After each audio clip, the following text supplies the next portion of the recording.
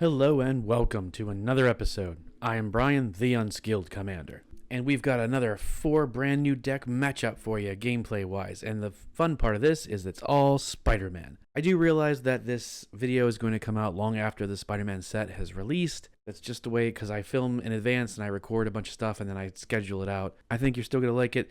I'm really pleased with these 4 decks. I built them as soon as all the cards were spoiled, and they've only had minor tweaks to them. And they have been played against real people at this point. They've done decent. Nothing has been crazy good, but they're doing what they're supposed to do. I'm pleased with it. We've got Silk Webweaver, which is going to be a token deck. Just trying to... This one's got a lot of the, Doubling Season, Mondrak, all that stuff to make a ton of tokens and swing with something like Craterhoof or Overwhelming Stampede, etc. We've got Cosmic Spider-Man. This is a favorite of mine because it is built solely from the Spider-Man set, except for approximately 7 cards, I believe. There's a bunch of lands that don't have equivalents in Spider-Man set, like Terramorphic Expanse, Evolving Wilds, Mirrored Landscape. I do have I believe I have a Command Beacon in here and a Hall of Heroes, or whatever the heck it's called, that land. Just because it's Spider-Man, it's Heroes, I kind of had to put it. When I stumbled across the card in my bulk, I'm like, well, okay, I'm going to make an exception and put this in there. I also have a Harmonize, which isn't in the set. However, it is supposedly a bonus card in the Secret Lairs, so ideally I will have that eventually. And finally, I did put an Arcane Signet and a Soul Ring in here. We are getting a Soul Ring and a Command Tower from the Secret Lairs, and the Arcane Signet is the Avengers Tower Arcane Signet from one of the prior Marvel Secret Lairs, so it all kind of fits. But it's just Spider's good stuff. It's just all the Spider characters I could get in here. Based off of what I've been seeing, I am kind of heavy on the non-Spider characters for some reason, even though I have a lot of the Spider characters in here, most of them, honestly. This game is starting out to look like it, and the game I played recently in person, I wasn't pulling any Spider people, so it was kind of like not doing anything, which is upsetting. So I might have to try and tweak that and take some fun cards out of it, but whatever. Then we've got the Iron Spider Stark upgrade, so it is a colorless deck, no colors, no lands, except for wastes and stuff. The entire point is to just put tons of counters on really fun artifact creatures and swing in for combat damage. And finally, on our Megatron playmat, as you can see, we've got Dr. Octopus Master Planner, the blue-black. So it's got all the villains in blue and black that I could put in, and other cards from the set. Similar to Cosmic Spider-Man, it is largely from the Spider-Man set, though it has more other cards as well. So I'm not going to say it is a pure set deck. And the Cosmic Spider-Man is going to stay this way. Even though I know there's ways to upgrade it and make it better, I'm not going to. I want it to stay from this set. But anyway, as always, we have taken the first 4 turns, played a bunch of lands and some creatures and stuff. I will get to them as we hit each one of I will explain everything as we get to each respective deck. We're starting over here with Silk. We played a bunch of lands. This is turn 5. We were able to play Daxos, Blessed by the Sun. So his toughness is equal to your devotion to white. And whenever another creature you control enters the battlefield or dies, you gain a life, which I've actually been missing. But he has taken some damage, which is why his life total is lower. We have Dollmaker's Shop out. Whenever one or more non-toy creatures you control attacks a player, create a 1/1 white toy artifact creature token. So we had Daxos, and Doc Ock didn't have any blockers, so we swung 2 different turns, made 2 toys, and we were able to get Silk herself out. Whenever you cast a creature spell, create a 1/1 green and white human citizen creature token, and you can pay 5. Creatures you control get +2/+2 and gain vigilance until end of turn. That's a good game-ending finisher for the most part, or at least an additional help to the finishing. So we're starting over here on turn 5. We're untapping, draw for turn. Going to play another forest. I will tap 3 to play a Commander Sphere. Taps for one of any color, and you can sack it to draw a card. I'm then going to tap 3 mana to play Beastmaster's Ascension. Whenever a creature you control attacks, put a quest counter on Beastmaster's Ascension. As long as it has 7 or more quest counters on it, creatures you control get +5/+5. Now, swinging out at this stage isn't that big of a help, because it does leave us vulnerable. However, we'll get 4 counters on Beastmaster's Ascension, which gets us real close to activating it. So I think at this stage of the game, when someone is this wide open, you kind of have to go for it. And because they're low on life, but because they gained a little, but they're not Actually, I don't think they did. I think they just got we were just hitting for 2s and little things. So it's not a big deal. If they were down by like 10 life or something, you don't want to keep dogpiling and attacking one person just because they're playing slow or getting mana screwed or something. That's just not fun, and it's not fair to them. You don't leave them alone the entire game. You watch them and make sure as they catch up, they're not getting away from you, but you don't want to be a jerk. So we're going to send Silk and everything at it. So it's going to get 4 counters on Beastmaster's Ascension. 1 or more creatures, non-token creatures, are attacking, so we will make a new toy, but that does not attacking or anything. So they're going to take 7 damage. 3 of it is commander, but that's all we can do. And we have one little 1/1 blocker, but that's it. So we're going to pass turn. Coming over here to Cosmic Spider-Man. The problem is we're kind of down land because we have the Daily Bugle out, but that's cups for colors. You have to pay into it to make a colored mana. So if we were to pay into it, we'd actually be down a color. We got Spinneret and Spiderling out on turn 1. Their ability only activates when you attack with 2 or more creatures. We didn't have it, so there was no real point in swinging. It's just a 1/2. So draw for turn. Still not a land or a creature. Yeah, I'm going to have to go over this deck. It's really upsetting because I really like all the cards in it. That's a bunch of the reprints, a bunch of, fun interactions and stuff that I don't normally play, and a ton of creatures, so I don't know why we're not getting it. It's probably just a bad shuffle. But I'm going to pass. And playing a 5-color deck is always difficult because of the mana base. So we're going to come over here to Iron Spider. For turn 5, we untap. Over here, we got 4 lands out. We had Chrome Companion on turn 2. It's just a little 2/1 that whenever this creature becomes tapped, you gain a life. And we were able to, on turn 1, put down a Commander's Plate. Then on turn 3, play Iron Spider, Stark Upgrade, which is a 2/3 with Vigilance. Tap it to put +1/+1 counter on each artifact, creature, and or vehicle you control. And then pay 2, remove 2 counters from among artifacts you control. You can draw a card. And then we were able to, on turn 4, equip Iron Spider with the Commander's Plate that says give it +3/+3, and it has protection from each color that's not part of the Commander's identity.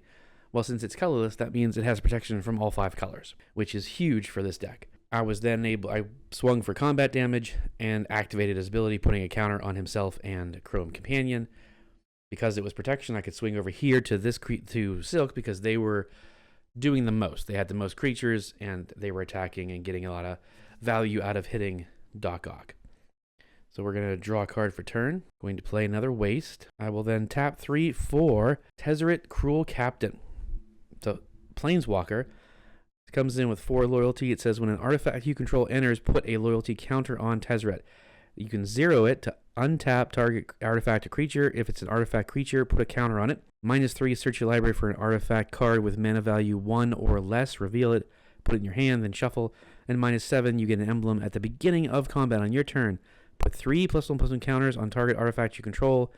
If it's not a creature, it becomes a 0/0 robot artifact creature. I don't have enough mana to cast another spell, unfortunately, so we are going to go to combat. As I said, Iron Spider basically can get in anywhere because they have no creatures and everyone else has colored creatures. Although the toy is a artifact creature, but I believe it still has a color. It's a 1/1 white toy artifact creature, so it still is white. It can't block the Iron Spider. Now, he has Vigilance, so the cool thing is you swing, and then in response to to blockers or whatever, you tap him to activate his ability, and, it still counts as attacking. You get a little bit of a buff on the end there.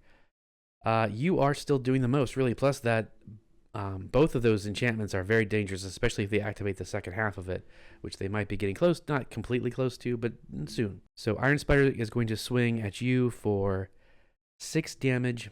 You can't block, so in response to no blockers, I'm going to tap it to activate its ability to put a counter on each creature that is an artifact or a vehicle. So now it's 7 commander damage. You already had 6, so you're at 13 commander damage and down to 30 life. So right off the bat, Iron Spider is definitely becoming a huge problem. I'm going to now 0 Tezzeret on my second main phase to untap target artifact. If it's a creature, it is. I put a counter on it, boom, and then I'm going to go ahead and tap him again to put a counter on things. So now Chrome Companion is a 5/4, so it's much better at blocking, and Iron Spider is just getting bigger and bigger. We're going to pass turn. Unfortunately, the villains are not doing well. We played a bunch of lands. We played a Mirrored Landscape and used mana to crack that to try and ramp up a bit. We have an Eerie Gravestone that when it entered, we got a draw card. And you can pay a black and one other to sacrifice it, mill 4 cards, and then put a creature from among them into your hand. Draw for turn. I'm going to play a Shipwreck March. It comes in untapped because I do have more lands. Fortunately, that has still not enough mana for our giant 7-drop commander. So I'm going to tap 4 to play a Thran Dynamo, then tap Thran Dynamo for 3, and Shipwreck Marsh for a black to play Inner Demon Gangsters. It's a 3/4, discard a card. This creature gets +1/+0 and gains menace until end of turn. So at least we have a blocker. I'm going to pass turn. Thank you all very much for watching this episode. I really hope you're going to enjoy it, and you are enjoying it. Please check out the rest of the channel. Subscribe to the channel if you haven't already. Throw some likes around, all of that stuff. And please check out the rest of my socials as well. There's different content across the board. You can Blue Sky. I do charity streams on Twitch throughout the year, which is the main focus of the Unskilled Commander. So please go follow me over on Twitch so you always know when I'm going to do a new charity stream. So over here, we are untapping for what is arguably the biggest threat. Draw for turn. Unfortunately, I'm not getting creatures over here either. So we'll just combine this up so we have 3 toys. Well, yeah, we're going to have, I mean, that's just the smart thing to do. We're going to tap 6 mana to activate the second half of Doll Maker Shop to Porcelain Gallery. Creatures you control have base power and toughness equal to the number of creatures you control. 3, 4, 5. They are now all base power 5/5s. And then on attack, when I attack a player, so on attack I'm going to make another toy, which would then make them all base 6/6 before damage is even calculated. And again, when that happens, I gain life, but I've kind of been missing that because of triggers. And this is the Unskilled channel, not the super awesome Skilled channel. But that's the point. So you see me make my mistakes, so hopefully you don't make them, and you learn from how I deck build, and you can improve on that and make better decks. It's honestly one of the things I hope that everyone gains from watching the Unskilled Commander. Yeah, we have to. They're not going to have Trample or anything, but we can activate Beastmaster's Ascension and do a whole bunch of stuff, but getting a lot of import. So we're going to swing out. Where are we swinging, though? That's the important thing. Iron Spider is clearly the threat. We have 13 commander damage from them already.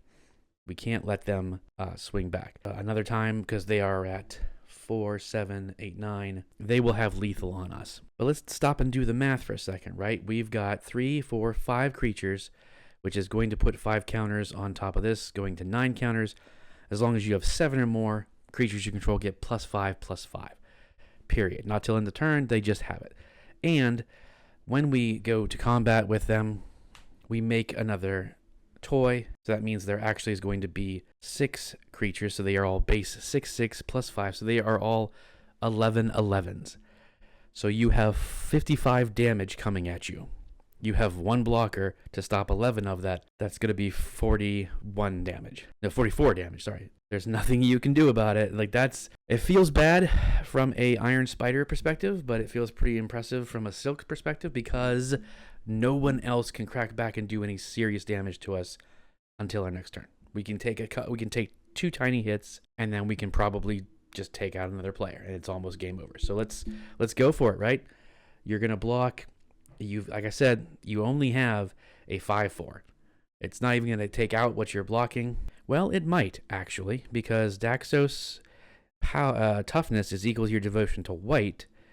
1, 2, 3, 4, 5, 6. So they have the base. Well, but we already said they have base power and toughness 6/6. So it kind of doesn't matter. It's a 6 +5. So yeah. They're not going to do it. You block Daxos. It doesn't really matter. 4 11/11s get through. Kabosh. Before you even got started. Well, you got pretty good start. So yeah. A Dollmaker Shop, the Porcelain Gallery portion of Dollmaker Shop in a token deck is almost unrivaled. You know, it's almost better than Crater Hoof or like a Doubling Season or anything like that, I think. Because as long as we only have 5 creatures, now 6. That doesn't sound like a ton in a token deck. But now they're all 6/6s, plus whatever buffs they get. So if your deck is going off and you've got, cool, I just made, at your end step, I'm going to make 10 more tokens. Now I'm up to 15. You've got 15 15s, period. And then if you drop something else, the numbers just go through the roof. So if you don't have that and you have a white token deck, I strongly recommend you look into that card. Plus, the Doll Shop is only 2-drop. That portion of it allows you to start making tokens, as we did. We're going to pass turn. The other 2 decks are pretty much just saying, well, F me. I don't think we're going to do anything about this. So we will untap over here, draw for turn. Another instant. That's very, very upsetting. In fact, I'm going to have to discard down. So we'll discard Savage Beating because I'm certainly not going to make any combats, let alone multiples. So we pass turn over to the villains. You would think the villains would have something cool to do. Untap, upkeep, draw. Fetid Pool comes in tapped. We can tap for 3, 4, 5, and then 6, 7 to cast our commander at least. Dr. Octopus Master Planner is a 4/8. Other villains you control get +2/+2. Your maximum hand size is now 8. And at the beginning of your end step, if you have less than 8 cards in hand, draw up to the difference. Or draw the difference. So that's the best part about it, honestly, is that not only do you draw up to your max hand size, it goes up by 1. So right now, I have 5 cards in hand. At my end step, I'm going to draw 3. That's not going to necessarily help the situation. I don't think there's going to be anything that's going to do it. So I'm going to tap 2 and play a Common Crook. It is a villain. It's a 2/2. When it dies, create a treasure token. So now I have 4 cards in hand. I'm going to draw 4. I could swing it with the Inner Demon. I could also discard a card as many times as I can. And because I have this draw up to 8, that actually wouldn't be a bad thing in this deck. So it is currently getting a buff from Doc Ock. So it is a 5/6. I could 5, 6, 7, 8, 9. I could make it a 9 something with Menace. They only have the 1 creature, so they would definitely take 9. But I would dump my hand. The hand's not super great, so it's not a big deal. So yeah, we'll discard 4 cards to do that. Swing. You take 9. Down to 21. That's a solid hit. End step, I draw 8 cards, which is freaking awesome. Yeah, and I really didn't draw anything, even instance-wise, that would do anything about that. So we pass turn. And I think from Silk's perspective, they see how screwed the 5-color deck is with lands. There's not even a reason to look at them. You're going to swing over here at the Doctor, taking them out, and then most likely 5 color is going to draw their first card and then just concede, most likely. But so we untap over here. We now have 4 toys. Draw a card for turn. Going to tap. Oh, that's way more than I thought it was. 1, 2, 3, 4, 5. To play Web Warriors. When this creature enters, put a +1/+1 counter on each other creature you control, which is pretty funny and awesome. So we've got 4, 5, 6, 7 creatures. All of our creatures are base power 7/7 plus 5. Makes them 12 plus the +1/+1 that Jay's got. This is Summoning Sickness anyway, so those are now 13/13s. No trample or anything, but there's 6 of them. So you block the 2 real creatures, that's still 4 13/13s coming at you. That's definitely more than 30. Boom. Villain's gone. Silk going crazy. Pass turn. We draw. Still not a land. They say, yeah, you got it. So there you have it. Silk, Webweaver, won the day pretty darn quick. I'm very impressed with that. She didn't do that great in the live action game. But of course, you got to realize that I don't personally run a ton of interaction. I have some in this deck, which apparently is what's slowing things down. And the reason why I couldn't even really use any of them because I don't have the right colors.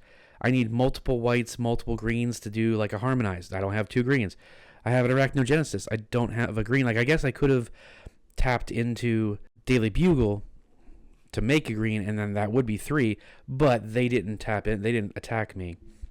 And while, yes, let me say if I was like, yeah, come in, go ahead and swing, like, who's going to be dumb enough to swing the board with that, right? So, like, from a gameplay standpoint, if this game was happening amongst 4 actual players, take them out, boom, take them out, look to you with your 1 creature and 4 mana that you still haven't played extra lands for the last 3 turns, and then you say, no, go ahead and swing. Like, well, I'm not going to concede. You're going to know they have something. So you wouldn't risk everything. You wouldn't be like, I'm going to swing the board. You're like, okay, well, I'll swing 2.